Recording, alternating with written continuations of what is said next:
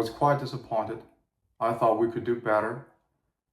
I felt that I was let down by the fellow party members. But I still believed that we could make a difference as long as we're united, as long as we keep fighting. So I kept participating in the events, the demonstrations that were organized by this party. Some people might think about demonstrations. They might think, oh, these demonstrations are funny. These demonstrations are useless. It's just about making a scene. Well, I say there is a purpose for those demonstrations, and it is not funny at all.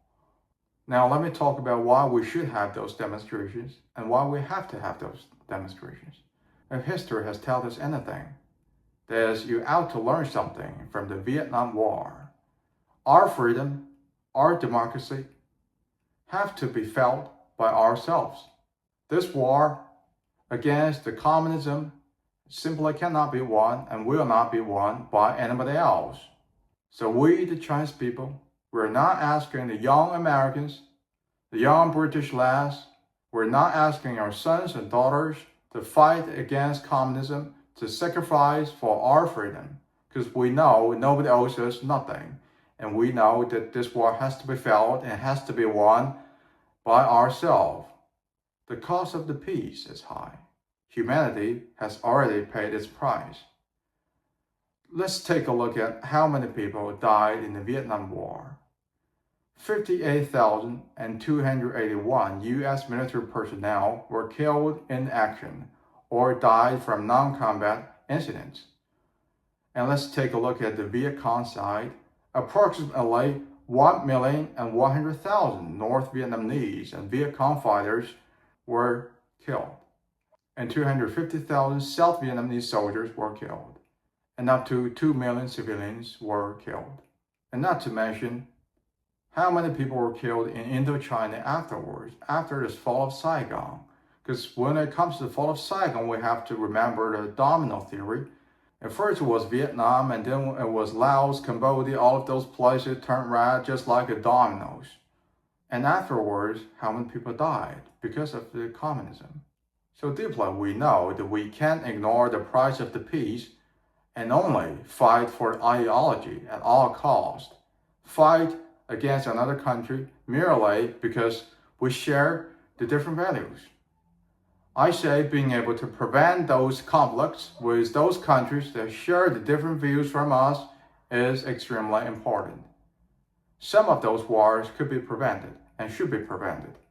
And no more civilians, no more soldiers, no more young men, young gals should die for something like this. So back to my point about the demonstrations. We believe by demonstrating we are contributing. The whole point is not about making a scene. It's about letting people know. Let me say one thing. Let's just say if every Chinese people in China or who live abroad, if everybody opposes the Chinese Communist Party and its policy, what will happen? That is, the Chinese Communist Party collapses automatically. So that's our goal.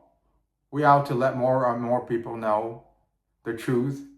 By telling the truth, by demonstrating, and people will be aware, more and more Chinese people will be aware of their being treated unfairly. They're living under dictatorship. The Chinese Communist Party is an authoritarianism regime, and we have to get rid of it. So that's why we truly believed in demonstrating, and we have to do it. Now let's talk about the turning point. What really changed me, what really made me think, maybe we're not making a difference, and what really made me even want to leave this party. I would like to mention this particular event, this particular demonstration that I participated in the end of November of 2024. So again, this event was organized by the Chinese Democracy Party. Actually, this is about the Chinese Communist Party abusing the Interpol system in order to persecute those political opponents. So we had a conference and we had a demonstration in Glasgow. So I went on to take this National Express coach all the way from the south of England to Glasgow. And actually, I thought it was going to be exciting. I thought it was going to be good. And I was super excited about it. And I truly believed we can make a difference. Now let me talk to you about something else with regard to this particular conference that we held. During the conference, I was the interpreter. If those people speak English, I would translate this in Chinese. I should say that it was my distinct honor and great privilege to be able to be the interpreter in that particular conference. And also, I'd like to express my deep appreciation to those people who trusted me and picked me without even hesitating. Now, when it comes to being an interpreter, I would like to mention something happened during this conference. It wasn't pleasant. So there's this Chinese lady who was invited to participate in this conference, and she would talk, she would speak in front of us. And I should say, this lady looks a little bit different from the rest of us. Because you see, China is a big country, and we not only have one race. And about this particular lady, she's from the northwest of China. And they have their own religion, they have their own culture, and those people, her people, are being persecuted by the Chinese Communist Party. So she wanted to speak English, so I had to interpret the things that she said. So basically what happened is this lady, she would talk for minutes, and she would say everything in English. And before the conference, we didn't talk, and I didn't get any script or anything. So I had to only rely on this app to get the script. And then I would translate the English into Chinese, and I have to summarize the whole thing at the same time. I was trying to make sure that the whole thing makes sense. I was trying to let the audience know what she's talking about. But the things that she said, it's not because I was incompetent. It's because she said so many things. I simply couldn't summarize the words, the things that she said effectively, and at the same time make sure the whole thing makes sense. Make sure I'm not missing the most important point. And then this lady was really unsatisfied. She pointed at me and she said to me, "I don't need you anymore. I can speak Chinese. You can stop doing this now." Now I must say that I was humiliated in front of all of those people. But I deeply knew that it wasn't because of my incompetence. I was competent, I was qualified to do the job, and it's just because this job is so nasty and it wasn't well organized, the conference. So she blamed everything on me, and she went on to start speaking Chinese. But incidentally, let me mention this one more thing. That is, the majority of the audience are Chinese people. We all speak Chinese. Well, like I said, it was a conference, it was a big one. We had press, we had some people who are from America, who are from United Kingdom, who speak English. But at the same time, we don't have a lot of people. They are the minority. And the majority of the audience are Chinese. So if you can't speak Chinese, why would you use English? And not to mention, she had this heavy accent. I just don't think the whole thing makes sense. And you expect me to get a script and translate everything and summarize it, and at the same time I can't miss the main point, I can't miss the most important thing that you're talking. I have to let the audience know what you're talking about. I have to make sure it makes sense. I just don't think there's anybody in this whole fucking world could get this job done. I think it's quite asinine that you are even asking this kind of thing, and I was really pissed by this. But anyways, I'm just a regular party member, and therefore they would blame everything on me. So a couple of hours later, we were going to go out there and to do the demonstration. And when I was preparing to leave to participate in this demonstration, the advisor of the party approached me, and he said to me, "You don't have to join this demonstration. You stay here. You stay here, and then you can leave." And I think that was kind of like a punishment, because they thought I wasn't competent and they blamed everything on me, and not allowing me to participate in that demonstration will be the punishment for me. And I found that was absolutely unnecessary and absolutely asinine and absolutely doesn't make no sense. But I gotta say, at the beginning, I thought I was gonna listen to the advisor of the party. So I said to myself, if the advisor of the party, one of those executives, has said to me, you don't have to join this demonstration with us, no more. So I thought I'm not welcomed. And I thought, well, maybe I will just stay here at the conference room. And when they come back, we can leave.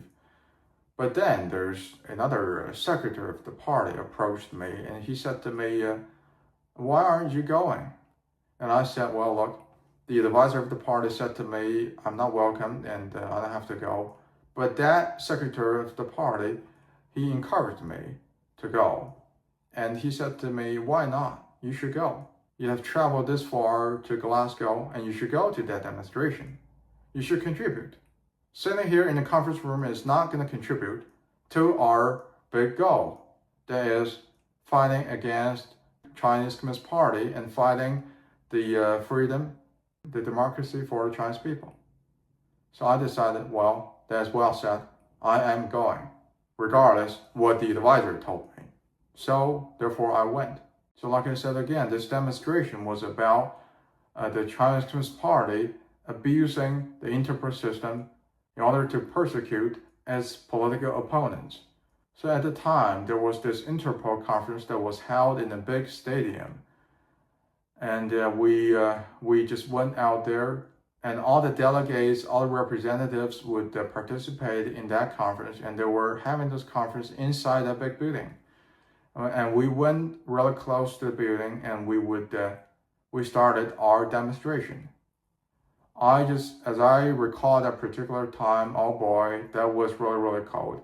And we were just standing there from the beginning of their conference to the end. And we started to see all of those representatives from all over the world, from Middle East, from other countries. They were really confused looking at us. And they thought it was something funny. They would walk right through us, and they would take their luxurious cars to leave, some limousines. We were just shouting some simple stuff, some slogans, and it was really, really simple. So the party executives thought it would be nice to have somebody to give a short speech in front of everybody. And I remember this particular young fella with glasses, and who went out there to give a speech. And I must point the thing out, that he had a really, really heavy accent.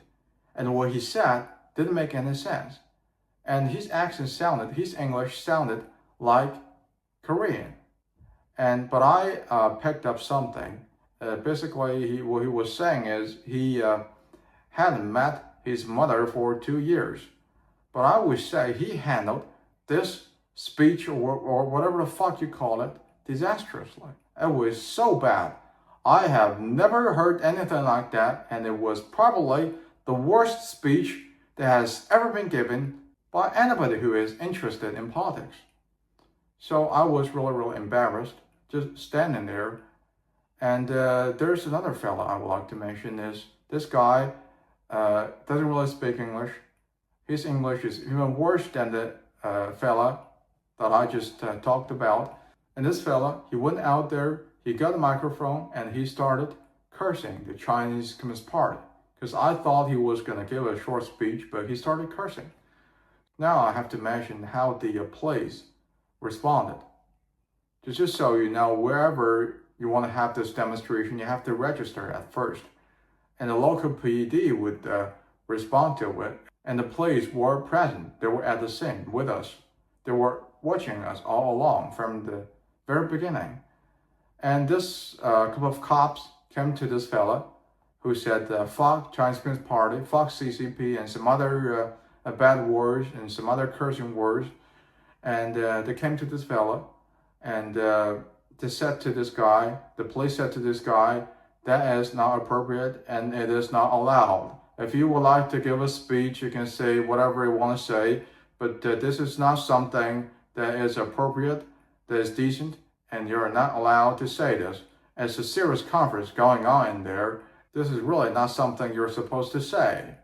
And then after this fella, we just started to shout those slogans again. It was really, really boring. And then I should say the party executives choose another young gal to go out there to say something. And this young gal, she's got accent too. She's got Chinese accent. She didn't really want to talk about anything. And she started to sing a song. I can't remember the name of this song, but boy, it was a lullaby. It was a lullaby. And she did change the lyrics. The lyrics was about not cursing the Chinese Communist Party, but about criticizing the Chinese Communist Party. But still, I just think that singing a lullaby isn't going to make any difference, isn't going to contribute to our big goal. And I don't think singing a lullaby is something that you're supposed to do when you're out there demonstrating. It's not effective, and people don't respond to it, and I don't think it was funny at all. I just think they humiliated all of us. And I gotta admit that I was ashamed to just stand out there with those people. I felt really, really bad, and I felt it was just so embarrassing. I was so embarrassed, I just wanted to get the head out. So that was the turning point. That really changed my mind regarding this party. That really made me feel that this party probably is not as good as I thought it was, and probably I should figure out something else. I was just so disappointed. So next, I would like to talk about what I have realized, what I have learned about this party after going through all of this. So the first thing is about how they select the leader and organizer in this party. And I should say this is not based on merit, on competence, or whatsoever. This is merely based on whether or not you have a connection with the either secretary of the party or the leader of the party. You have got to have a good connection with those people. So you will get to be the organizer of those demonstrations, or you get to do some more important job in the party, and you will have the future in this party. I wouldn't say this party is corrupt, but I would like to point out this. And the second thing is, I have to mention, we had another conference, but not in the UK, it was in the United States. And that conference was held in the United States in the February of 2024. And actually it was about, we were going to have this election in our party to get a new leader of the party. And Chinese Democracy Party, we had the UK headquarters and we have the United States headquarters. So it's like two parties, but still we are the same party, just different places. And then our representatives and the representatives from Europe and all the representatives in America, they all went to the same place, probably I think it was in New York, and they held this conference and they held an election. And after this election, there were some rumors suggesting that this election was rigged. And now, right here, I'm not criticizing anybody. I'm not talking about conspiracy right here. I'm not saying that election was rigged, but I just say that probably somebody used some dirty tricks, and it wasn't really that good. It wasn't really a fair election. And the third point I would like to talk to you about is the party. And all of those party members, they don't really care about whether or not you can speak English. So actually, this party, I've said its name for a couple of times. CDP stands for China Democracy Party. Normally, if English is your first language, you might think it sounds a little bit weird. I think it's supposed to be a Chinese Democratic Party, just like in America. Democrats, it's called Democratic Party. Well, you can say this is grammatically wrong, incorrect, or you can say they're trying to emphasize that this party advocates democracy for the Chinese people. But either way, I would say that the name is a little bit weird. I'm not sure if they did this on purpose, intentionally used democracy. They didn't want to use democratic. But anyways, that's the point that can potentially suggest that they don't really care about this thing. And then let me say this, because deep down we know this clearly, that the confrontations with Chinese Communist Party is impossible. Let me say this, we don't really want to copy another Bay of Pigs or another Operation Mongoose. We have to learn something from history. So therefore, using Chinese exiles to attack China mainland would not be an option. And we deeply understand this. So, like I have already explained, So what we're doing is the nonviolent resistance. We're letting the people to be aware that they're not being treated fairly. And we ought to fight against this party. And we ought to get rid of this party. And we ought to live in a free China with democracy, freedom, and your own decency, dignity.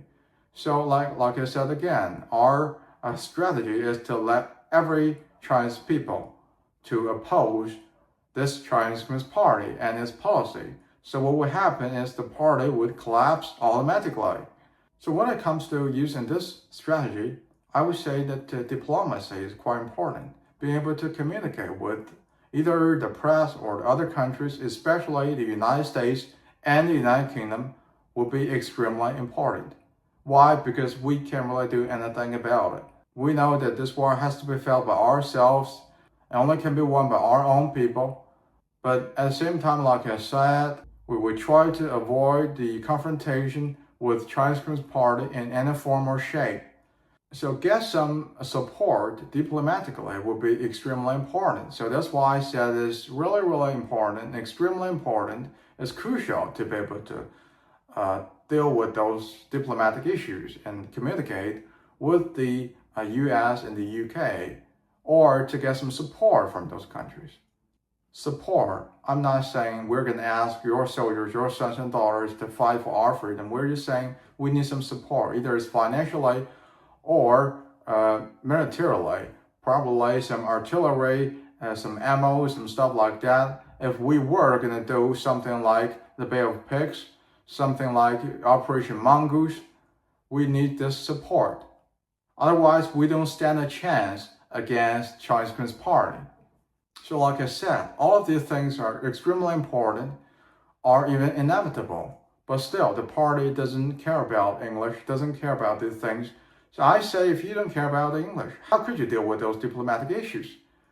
And if you don't deal with those diplomatic issues, therefore you're never ever going to win the thing. You're never going to fulfill the promise that you made to Chinese people, and you're never going to make China a free land where people can live freely and without fear of being persecuted by the Chinese Communist Party.